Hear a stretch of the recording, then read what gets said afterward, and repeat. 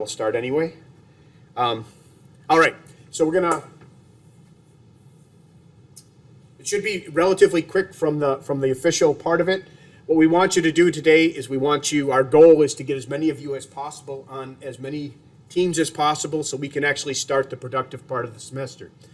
So we're going to go through some things. It's always important that we talk about some stuff that's going on. Where we are in the semester, what things are due, where you can find stuff, etc. So we'll go through all of that first, and then we'll start trying to form up some teams. An interesting item, and if you go to this, by the way, I try to give as many QR codes as possible, because I know you can't click on my slides until I post them. I will post them right after class, but I'm generally working on them right up until students start filing in. So anyway, Creative Commons. For those of you who don't know, Creative Commons is an organization that's dedicated to sharing. They've done a lot of, not necessarily open source software licenses, but a lot of open licenses that define how copywritten material can be used and shared. If you come to my open source software class next spring or possibly next summer, one of the things you can notice is that all of my slides are released under a Creative Commons license, essentially, which gives you broad rights to take, steal, adapt the material I present. So Creative Commons is kind of at the heart of the open movement. It's not really software licenses. It's more like documentation licenses. If you're releasing documentation that you want people to be able to modify and access and distribute widely, you want to release it under a Creative Commons license. And the cool thing is they're turning 20 this year. Now, if you go to the link, the uncool thing is that I only found out about that because they are asking me for money. But that's okay. They actually may even get some from me eventually. But come on. There we go. I can become a fundraiser, or I could donate now. But the cool thing is that they are turning 20. They've been around for 20 years. They've kind of managed this whole releasing knowledge into the wild so it can thrive and grow. And they're a big part of the open movement. I always give $5 to Wikipedia. I won't give them $1,000. I might give them a $5 or a couple bucks, but you don't have to. I just wanted to call to mind that they are turning 20, and that's kind of a cool milestone. It means that they could now vote but not drink, which is okay, or not, as you see fit. All right, so that's kind of the Creative Commons turns 20 aspect. That's kind of cool. We also have, I think that's the only cool thing I have. I'm going to quickly go through these again because about 2/3 of the way through the semester, everybody's going to start asking me where the syllabus is and all this stuff. So I want to beat into your heads that in these first few lectures, all the links are there. Just go out and grab them. I'm happy to point you at them again. But the syllabus is there, and it exists. I kind of find this cool is that a lot of the stuff from RCOS and actually for open source software exists as a repository. So if you see typos or if you think we should be changing the course, you can put in a pull request and tell me what we're doing wrong, or if you think we're not actually following the rubric as it's been presented here. Submit a request. I'm not going to guarantee we take them all, but we do kind of try to use our own tools and our own presentations as much as we can. And quite honestly, the coordinators do a big job the coordinators and the mentors do a big job of keeping all of this stuff going. So, visit that. It's there. It's online. You can find the repository. This is a link into the repository. You can actually find the source material if you're interested.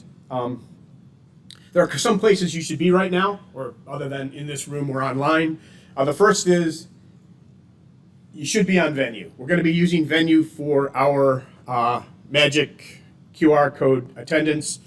So you need to be on venue. If you're having problems, let me know. We can get you through this. I think if we can't, we'll figure out a workaround. At worst, I can always enter you in manually, but that's more work than I want to do for 170 in the spring and fall. But for you 70, I'll make an exception. No, we can work this out. We can make it work. And again, venue is an RCOS project. So if you actually want to, I don't think I have anybody on it this summer. But if you're interested in picking it up, or if you get so annoyed with it during the semester that you decide you need to make changes, let me know. We can do that. But make sure you're on venue and make sure you join the RCOS Summer 2021 class. It should be open enrollment if you have an RPI. Email. If there's any issues, again, contact me. Put it in the help desk, and either myself or one of the coordinators or mentors will step in and try to help you out. We're pretty forgiving about missing a couple of classes during the summer semester, so don't get panicked about anything. And particularly these first couple of classes, I tend to be pretty forgiving about giving you credit if you show me that you actually at least watched the video. You should have gone to RCOS.io.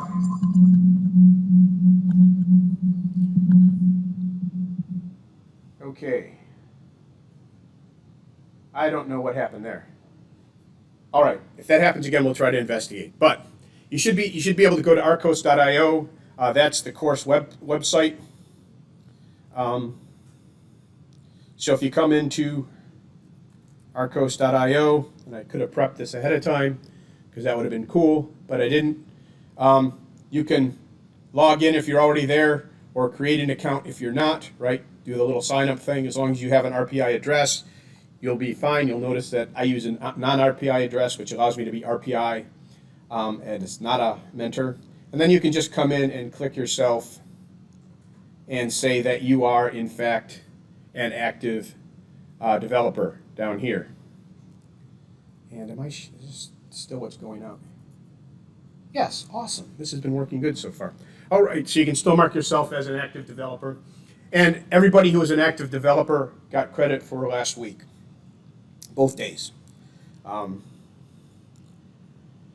So you should make yourself active there. This is just a way for us to kind of count numbers and figure out how many people have taken RCOS. You saw over the years that the numbers growing, and it's kind of cool to kind of just watch those numbers accumulate. By the way, 70 people in the summer is probably close to the summer record.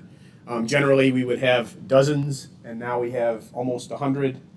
So I don't know whether to thank you or to curse you, but it's good. It's good to have this working, and it's always fun to see the projects that get executed.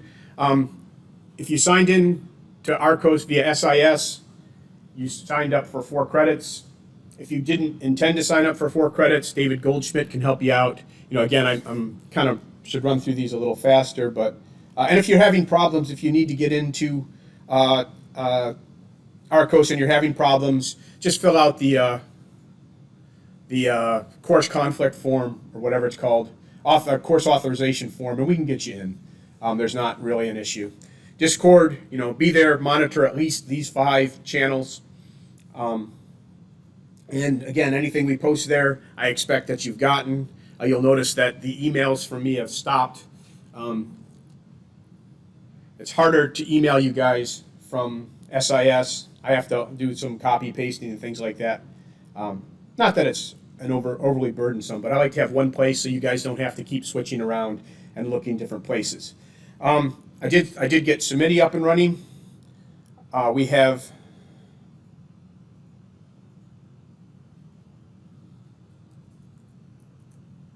if we go to Submitti, what you'll see is that for summer 2021, you have 2 gradables. I have released the grades, so you should be able to see, I think, your grades there. If not, I'll be running rainbow grades in a couple days and get that up for you so you can see your attendance so far. Like I said, all we've had to do so far is 2 attendances. We also have this project proposal. We're going to manage teams, your project teams, using the create team blocks, and then you'll submit your proposal hopefully by next Friday. Actually, I have it set to, next Friday. I'll move into this a little bit. I'll go into this a little bit more on a couple further slides, but anyway, so you should be able to do that. You should be able to review that and see all of those cool things going on. All right, which brings us to our slide that you're going to get increasingly sick of as the semester marches on, and you find out that there are way more exciting things to do than work on your project, like boating or kayaking or sit in your dorm playing Minecraft or whatever you want to play. But we will continue to point out where we are. We're right at the end here, right? We're at the end of the first 2 weeks. Initial project definition. The goal today and between this weekend is to get you all on projects and get you actively working and knowing what you're doing. So today is project pairing day. We have a bunch of channels on Discord. Every project that presented should have a channel. If not, let me know. I will make one for you. You should have a channel. The goal for you guys is to go out there and find a project that interests you. Or if you can't find one, create one. This is a two-way street. A project doesn't necessarily, just because you're interested in a project doesn't mean they have the manpower, the staffing, right? They are allowed to limit their enrollment, so or to look for specific qualifications if they need a front-end developer and you don't want to do front-end, or vice versa. There are reasons for trying to do a pairing, not a assignment. So use this time to go out and talk to the teams. I've asked all of the presenters to monitor their channels today and through the weekend. Feel free to go in there and ask them questions. Expressing interest is not the same as joining the team, right? So you can ask many questions and then go and join something completely different. So just walk through there, talk together. When you've kind of decided that there's a mutual interest, what we're going to ask you to do is to fill out the team form on the Submitti gradable. Now, there's a little bit of coordination here. The way Submitti works is I can't say like this is the temperature project, right? Somebody from the project has to go in and create a team, right? So I would come in here and I would say create a new team, and then I could go in and invite the other members of the team to join me. So the project lead, or for external projects, the first person to join, or the first, whoever's willing to act as the typist, needs to go in and create the team for the project, and then collect all the user IDs of people who want to be on the team and invite them onto the team. Okay, does that make sense?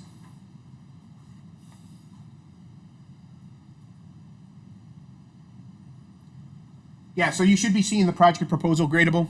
I thought you could see the other ones because I released the grades, but apparently I need to, because of the way I put them in, I need to actually generate the rainbow grades in order for you to see your attendance. So there are nuances in Submitti that trip me up every year. I will get you rainbow grades as well, so you can see what your attendance is like for the first week. You should know it pretty much, though. If you were marked as active, you got credit. Anyway, so one of you needs to go in, create the team, and then invite the other people. So this is a coordinated effort. If you're joining an external project, kind of coordinate with them sometime before Monday at midnight. Try to get the teams in. What happens if you don't, right? Or what happens if you decide you've joined a team and you find out that you're way over your head or way under your head? You're no longer interested in the project, or you're terrified that you have to reinvent calculus or something.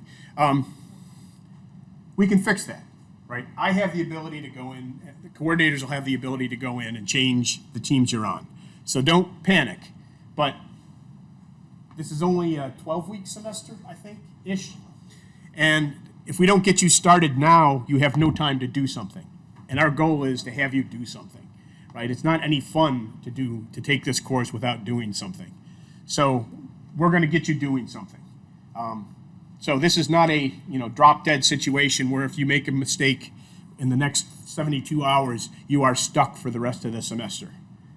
Do your best, figure out a good project, and start working with the people. And I can tell you that from looking at the projects from the people that have presented, there aren't any bad projects.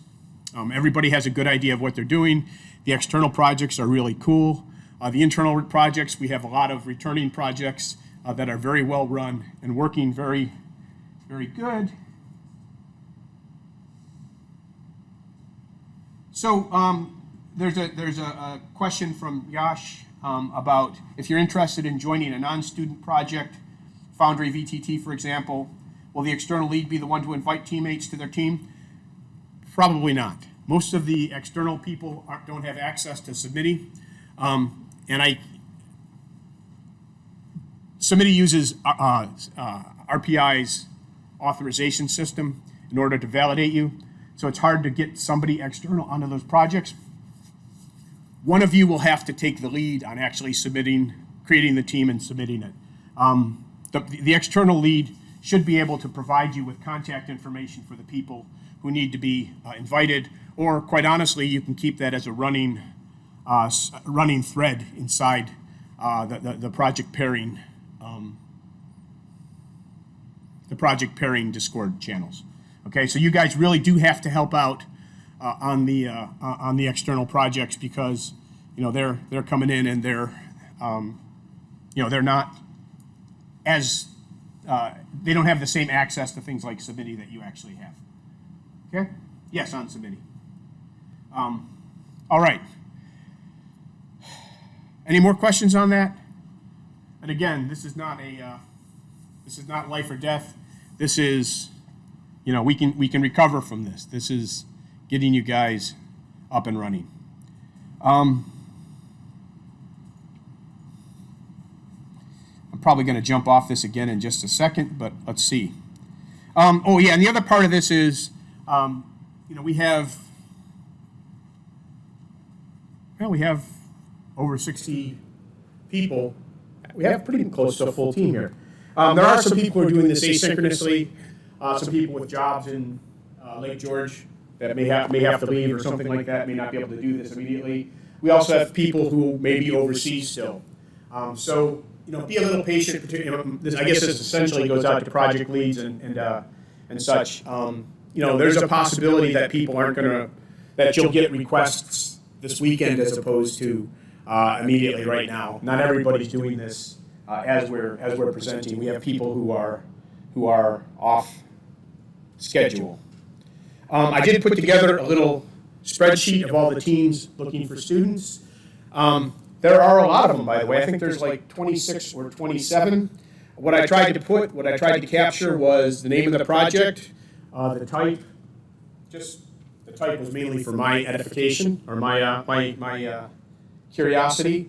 We have some pure external projects. These are projects who either were RCOS at one point and migrated away when their leads graduated and joined, for example, Cornell, automatic door control, or people who, from the broader community, who have interest in working with us. Open Energy Dashboard, the League of Extraordinary Forge VTT Developers, both of those are just open source groups that exist that are trying to do some really cool stuff.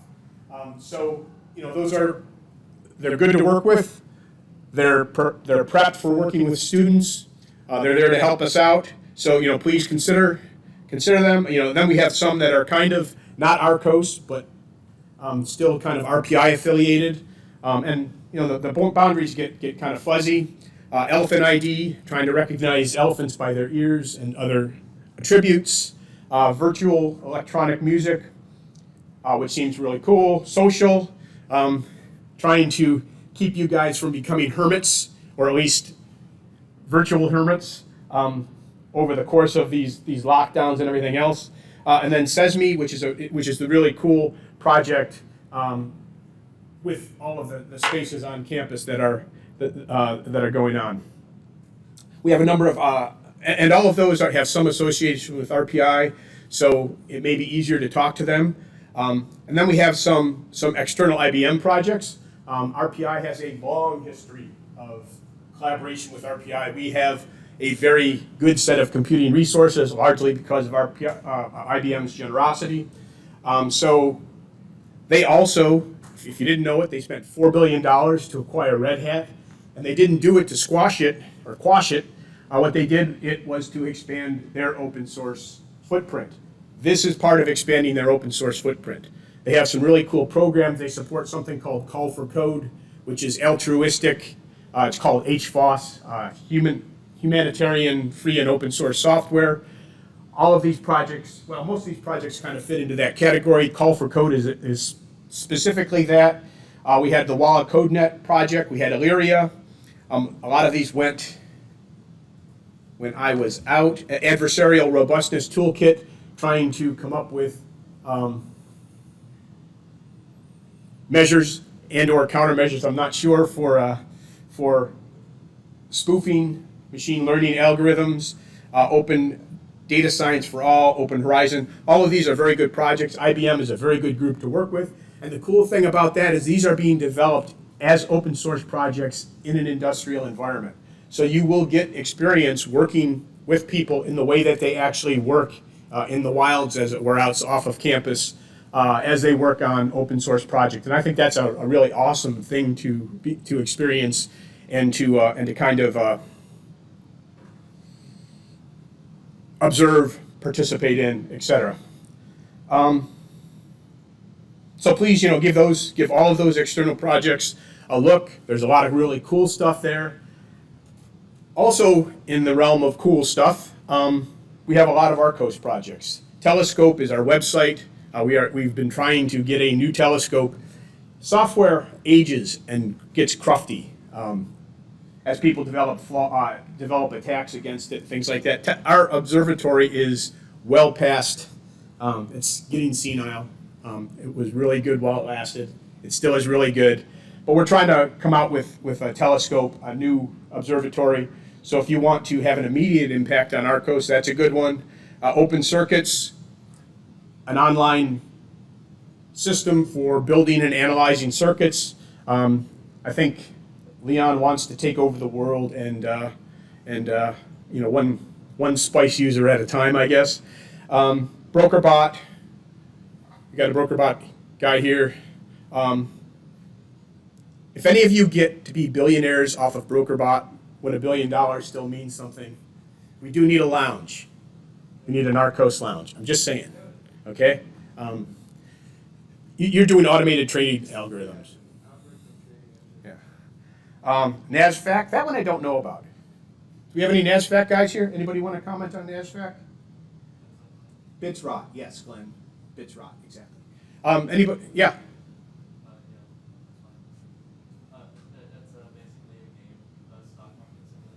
Stock market simulation game. There are always a couple of themes that run through an RCOS semester, whether it's the summer or the fall or the spring. There's always a few things on trading algorithms or the stock market. There's almost always something on tutoring. You'll see that we have TutorBase and Institutor, both kind of going after the tutoring thing. What's missing this semester is there's nothing on Bitcoin. Has Bitcoin become blasé now? No one cares about Bitcoin? What? Okay. Okay, so we're not researching Bitcoin, but we are doing trading algorithms on Bitcoin. All right. And there's always a lot of AI stuff here too. So temperature is AI to get you to groove along with your music. Depending on the weather. I guess today would be kind of haphazard because the weather seems to be changing pretty quickly. Poll Buddy, trying to replace iClickers essentially. PyClarion, they are actually building machine learning bindings for the Clarion project, and that's kind of a cool one. That's one of our own graduate students at RPI, who's expanding open source toolkit as he's working on his thesis. All right, So I gave you a lot of stuff there. Everything's there. If there's any corrections, any additions, let me know. But everything should be there. You should be able to look over them. I'm getting a phone call. Okay. Once you've made your team, I'm going to ask that you either mark yourself as active on RCOS.io if you already exist, right? You marked yourself as active as a person already. Mark the project active as well, so it helps me to kind of keep notes on how many projects we had going. And then I want you to start working on the project proposal.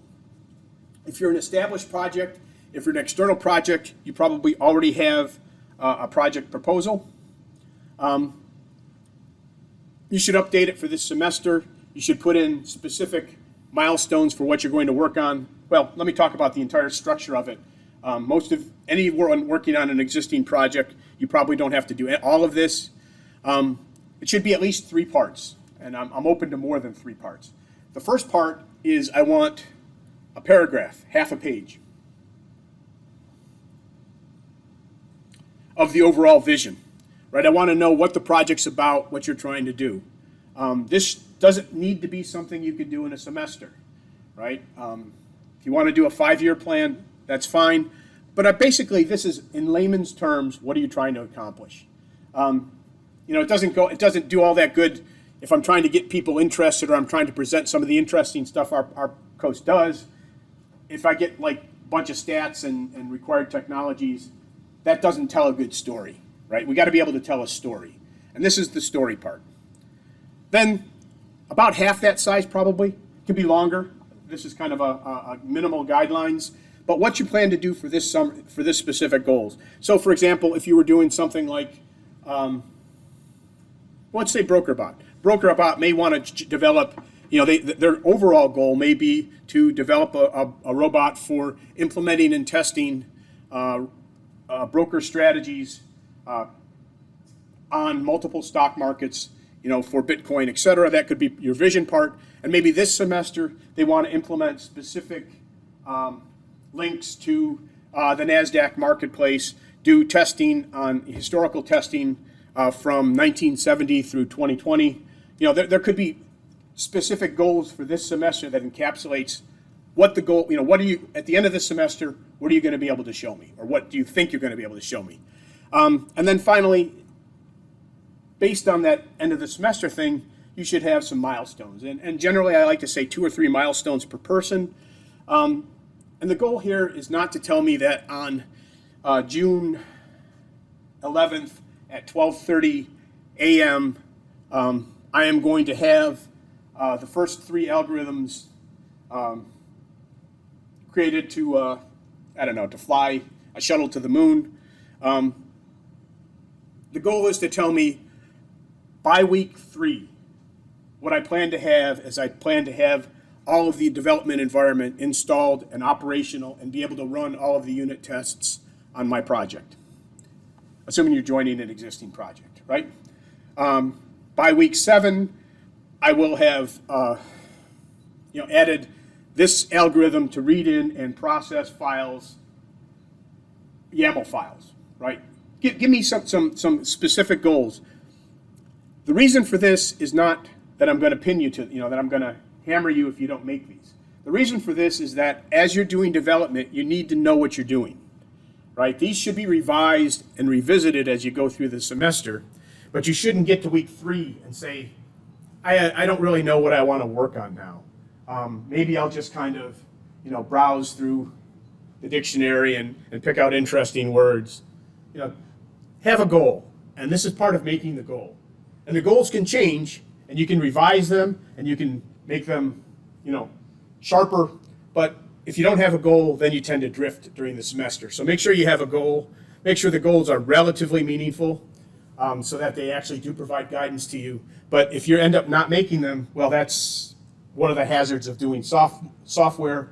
We want you to figure out how to get around it. What do you need to do in order to make this work? If your last goal is completely out of whack because your first 3 weren't feasible, well, come up with a plan. Tell me how you're going to recover from it. Tell me what the recovery is, and then start working on the recovery. I want to talk a little bit upon non-RCOS projects. The projects here all the projects that have been presented are essentially mentored projects with buy-in from IBM or entities around RCOS, RPI campus, etc. If you're working with somebody completely external, this is open source. You're allowed to steal code, or not steal, you're allowed to fork code that somebody else wrote. You can't steal something they're giving away, right? Open source means open source. It's great to participate in a community. And if you're going to work on something like Ruby, right, if that's an open source project, or you want to work on Python, or you want to work on the Linux kernel, that's great. All of those communities are open source communities. You should reach out and try to collaborate with them. But if you want to do something and you can't get buy-in from the project, or I'm asking you to do something beyond what they want you to do, like, for example, tutorials, you're allowed to fork. This is open source, right? You're allowed to fork the code. You're allowed to maintain your own repository. We ask that you offer it back. Generally, that's not required. You have to look at this. Actually, that can't be required by any open source license. There are, you do have to respect the license they have. There are, if it's GPL, then it's viral. Your code has to be open source as well. But if you want to grade, your code has to be open source as well. So, not really a problem, right? You don't have to reach out to Linus Torvalds and he doesn't respond to your email, so you can't work on the Linux kernel, right? That's not the requirement. And I just want to kind of, put that out there. And this says proposals are due next Monday. Proposals are not due next Monday. Teams are due next Monday. Proposals will be due the following Friday. Any questions about any of that? Okay.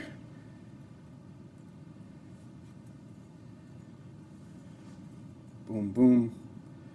All right. I've been trying to figure out the best way to do office hours. And I think this is what I'm going to try to do. This may change if it turns out that there are a lot of demands for office hours and I'm not able to help. But generally, our meetings will run about 30 minutes. You'll notice we're at about 35 right now. We've got about 5 or 10 minutes more of material before I just say, do something. I'm going to try to run office hours here. I'm going to stick around here until 3:30, roughly. I can stay later if people are coming in. I find that you guys leave, and I get very bored sitting here reading email and, browsing Etsy for a gift for my wife. Her birthday's in the 17th of June. Anyway, so I will hold office hours from the end of attendance, from the point where we throw the attendance until 3:30 or so. If you're in this room, I'm happy to talk to you. We can go. If you notice, there's a bunch of empty rooms behind us. If it's something we need to talk about, that there's 20 people sitting here, and you don't want to do it publicly, that's fine. We'll go in another room. We can talk. Otherwise, you can meet me in this room, right? In the WebEx room, and we can again talk. I can move next door. I can lock the room, etc. I'm going to run it this way. See if this satisfies any needs. If it turns out that this doesn't work, we'll revise it. And if there's just no time that works because you're in another time zone or something like that, just contact me. This is what I'm doing this summer. I'm pretty available. I'm generally available even when I've got multiple classes. So just let me know. We'll arrange a time. We don't need to wait till a formal period to talk. We currently have 7 mentors/coordinators. That's probably enough. We have 25 projects though, so it's about 3 or 4 per mentor coordinator to kind of maintain. It's on the heavy side, but we have the 7 mentors. Some of them are actually here today. I think Graham and James are here. I think that's it, right? But we have 7 mentors who have signed up so far. If you're interested, we do like that you've actually had RCOS before. That way you're more likely to understand what's going on and be able to give good advice. But we're open. If you're interested, there's a form. It's pretty simple. Asks a few pretty easy questions. I got the first 7 in but basically it's who you are, how long have you been with us, why you're interested in being mentor. Sabotaging somebody else's project is not a good reason.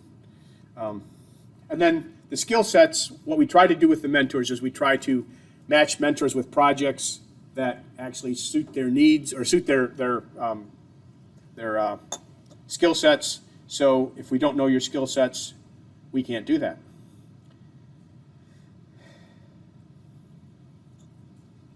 If you are a mentor, if you're one of those 7, I'm going to try to have a meeting with you guys beginning of next week, about a week later than I normally would, because I'm about a week behind. We're going to try to start getting our workshops out. You all have to attend or give one workshop. Generally, we'll have one on Git. We'll have one on project management.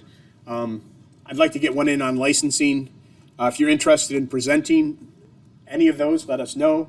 But we'll try to get at least those 3, and then there are so many topics that we have prepared slides for, or you're welcome to do a topic on your own.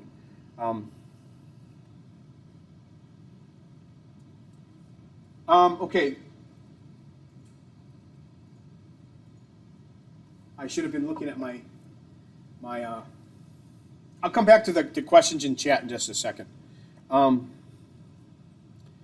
been doing a student preference survey. I posted this in Discord. I'll take you to the link there in just a second. It's a pretty simple survey.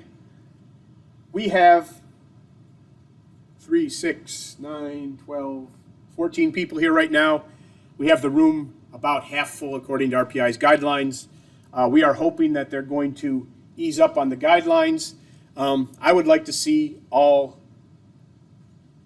57, all 69 of you here, just because teaching to a screen is a pain, and I know that learning from a screen is a pain. So the interpersonal interactions are nice, but we're not requiring it.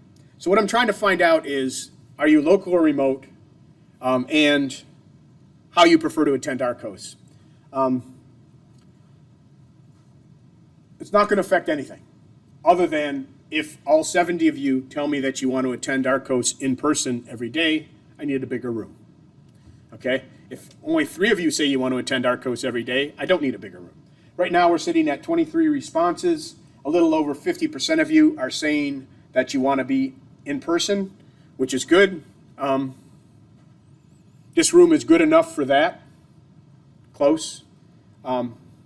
If these numbers continue, we'll probably sit in this room for the rest of the semester. If they don't continue, if they go up, I'll probably try to either grab another room and do 2 of them at the same time, which will be an interesting thing to try, or we'll get a bigger room. And that's basically what we're dealing with. I need to record everything just in case there's another quarantine. I need to allow you to attend asynchronously for those of you who are in a different time zone. This doesn't impact that. It's just, one, there's a curiosity, and the computer science department is pushing a little bit to loosen restrictions based on vaccination. And this is partially ammunition for that, and partially I want to know how big of a room I need. No ulterior motivations. Really simple. And if you don't fill it out, that's fine. No penalty. So you can't get any less sinister than that. Here's the status. Here's the survey. I want your email mainly so that I can knock out, so that you can't bomb me by putting in the same thing over and over again so that you skew the statistics. Not that I think you would do that, but that's the only reason for that. This is just curiosity. Well, actually, this could be 0 or 4. I just want to know how many of you who want to be here or how many of you want to be remote are taking it for credit. And then, are you local? Are you remote? Do you want to take it in person, online while we're giving it, or online, asynchronously, or other? So again, nothing sinister there, I hope. not intended to be. Pretty simple. All right, we're to the attendance part of our program. Again, there are two ways to show your attendance. I'm going to give you a QR code in just a few seconds. If you go to the venue site and and then scan the QR code, you get marked as there. Over, done. You've attended. If you can't attend that way, or if you're attending asynchronously, I will upload the recording to Venue, and you have to watch it from the Venue interface all the way through, at least 90% plus or minus. And that counts.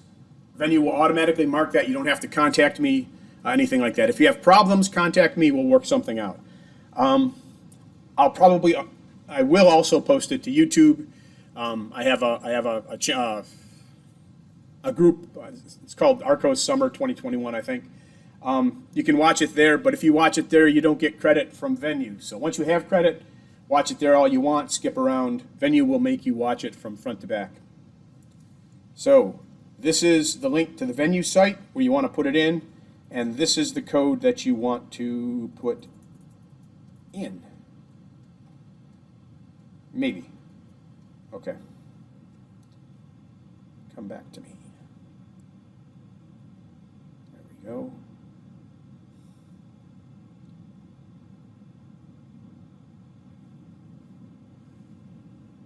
Okay, so this is the code you want to put in on the Venue site.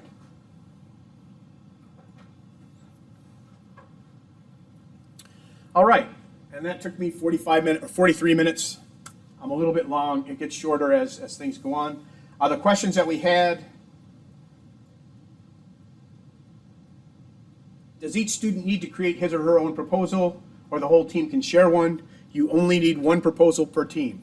The way the Submitti interface will work is you create a team, and then the team submits a proposal. I would like for each of you to have a couple of milestones, 2 to 3 milestones, spanning the semester. They don't have to be specifically designated to you right now, right? So if you have a 3-person team and you have 6 milestones, you're probably okay. If you have 9 milestones, you're better. But you don't have to say, Rick is going to work on 1 and 7 and so on. Just give me milestones and people, and we'll figure that we can make the effort work. What if some of the teammates that were not registered in RCOS this semester, Submitti, so if they have an RPI ID, it's easy. I can put them in as being in I'll put them in as being in section 99, which doesn't exist. But if they're an RPI student and they have an RCOS ID, that's really easy. If not, and it's critical, then I have to talk to Professor Cutler. So as long as they're RCOS students, even if they're not here this semester, just let me know. I'll put them in manually, and I will put them in section 99. They don't have any requirements, but they can submit things and they can work with you, and they get invited. They'll get all of your messages and everything. All right, and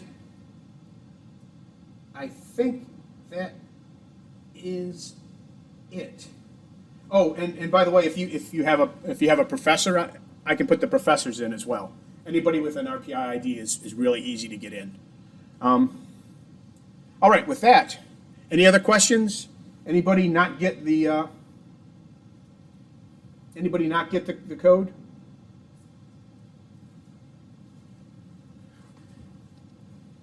Awesome. I'll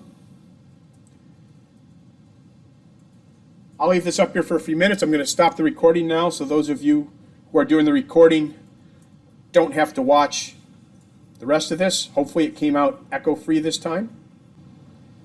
The last thing I should have said was please go out to the Discord. I actually had that all staged. I'm not going to turn the recording back on because hopefully people know that. But if you go to the Discord room, there are, project pairing groups. You guys can't see anything right now. What happened? Fat finger syndrome. I clicked on the wrong thing. Okay.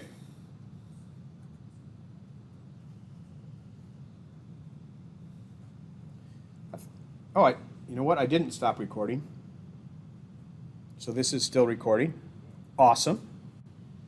So if you go through, you'll see that there's a section called Project Pairing and a section called Project Pairing 2. You're only allowed 50 channels in each section. So Project Pairing and Project Pairing 2 are the two channels we have for project pairing discussions. You should find any project you're interested in that presented in one of those channels. Please go to the channel, talk to the people, or chat with the people. Everybody has a text channel and a voice channel, so if you can talk them into talking with you, that's good as well. And please just use that to kind of sync yourself up. We do have project leaders from at least 3. Who's a project leader in the room? Okay, we have project leaders from 5 different projects here. So why don't you guys stand up and just announce who you are? If you guys can monitor Discord as well, but if anybody had questions, they could come up to you right now and stay 6 feet away with their mask on and ask them, right? So Graham? I'm not currently looking for students. People want Okay. to